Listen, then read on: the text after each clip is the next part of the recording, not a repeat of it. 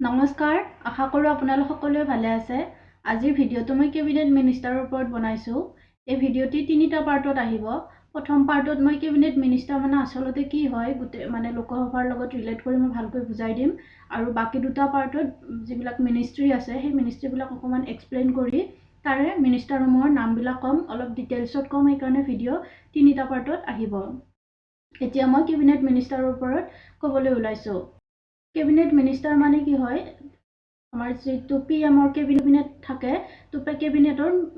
মানে এজন মেম্বাৰ হয় তাক আমি কেবিনেট মিনিষ্টাৰ বুলি কওঁ কেবিনেট মিনিষ্টাৰে কি কৰে আমাৰ মিনিষ্ট্ৰিবিলাক লিড কৰে বিভিন্ন ধৰণৰ মিনিষ্ট্ৰি আছে নহয় যেনেকৈ ministry of home affairs ministry of tribal affairs এনেকৈ 30ৰ পৰা 31টা মিনিষ্ট্ৰি আছে তো সেইবিলাকৰ হেড কৰা মিনিষ্টাৰবিলাকক আমি কেবিনেট মিনিষ্টাৰ বুলি কওঁ আৰু কেবিনেট মিনিষ্টাৰবিলাক কি হয় পিএমৰ কেবিনেটৰ মেম্বাৰ হয় এতিয়া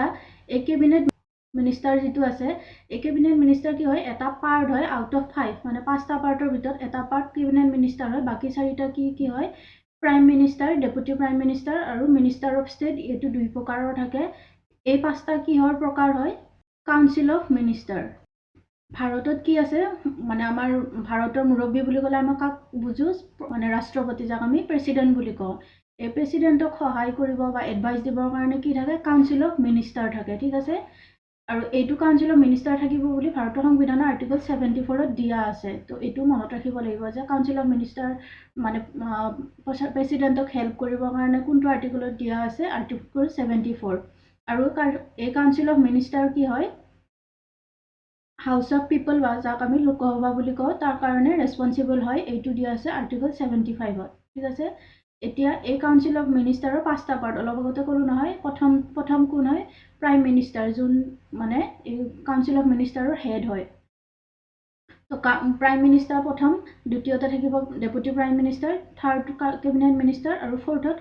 মিনিষ্টাৰ অফ ষ্টেট ইয়াৰে দুটা থাকে এটা মানে ইণ্ডিপেণ্ডেন্ট চাৰ্জত থাকে মিনিষ্টাৰ অফ ষ্টেট বুলি ক'লে এইটো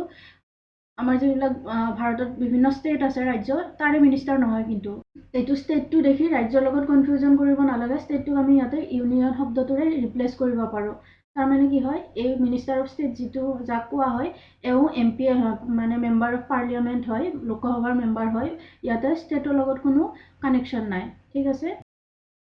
আৰু ইয়াৰে ডেপুটি প্ৰাইম মিনিষ্টাৰ কি হয় যদি ডেপুটি প্ৰাইম মিনিষ্টাৰ কোনোবা এখন দেশত থাকে তেতিয়া মিনিষ্টাৰ অফ কাউন্সিলৰ মেম্বাৰ হয় নহ'লে প্ৰাইম মিনিষ্টাৰৰ লগত কেবিনেট মিনিষ্টাৰ আৰু মিনিষ্টাৰ অফ ষ্টেট থাকিব মিনিষ্টাৰ অফ ষ্টেটটো মই অকণমান এক্সপ্লেইন কৰি দিছোঁ আমাৰ এতিয়া ভাৰতত বিভিন্ন ধৰণৰ মিনিষ্ট্ৰি আছে ধৰি ল'লোঁ এইটো এটা কিবা এটা মিনিষ্ট্ৰি মই এম বুলি ক'লোঁ এই মিনিষ্ট্ৰিৰ আণ্ডাৰত কি থাকিব এজন কেবিনেট মিনিষ্টাৰ থাকিব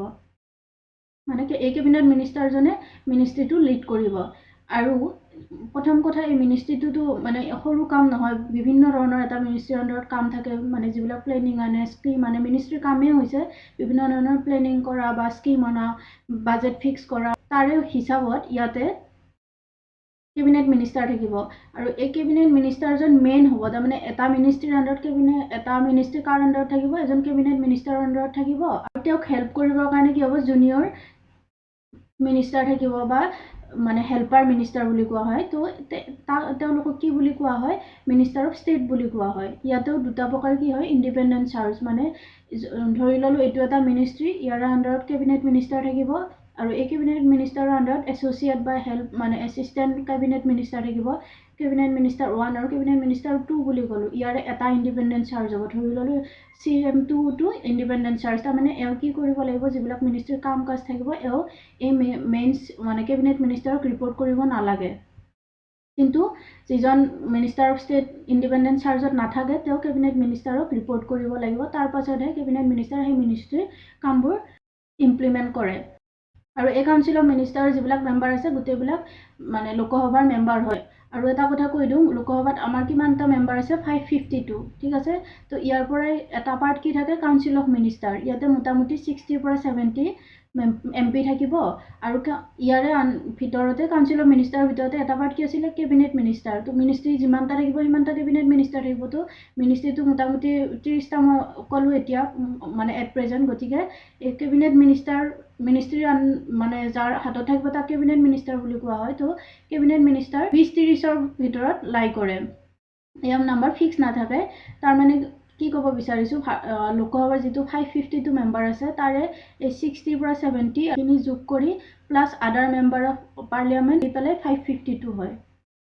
আশা কৰোঁ ভিডিঅ'টি চাই ভাল পালে আৰু ভালকৈ কেবিনেট মিনিষ্টাৰ মানে কি বুজি পালে। মোৰ চেনেলত যদি নতুনকৈ আহিছে ছাবস্ক্ৰাইব কৰিবলৈ নাপাহৰিব আৰু নেক্সট ভিডিঅ'ত লগ পোৱাৰ আশাৰে আজিলৈ এৰিছোঁ। ধন্যবাদ।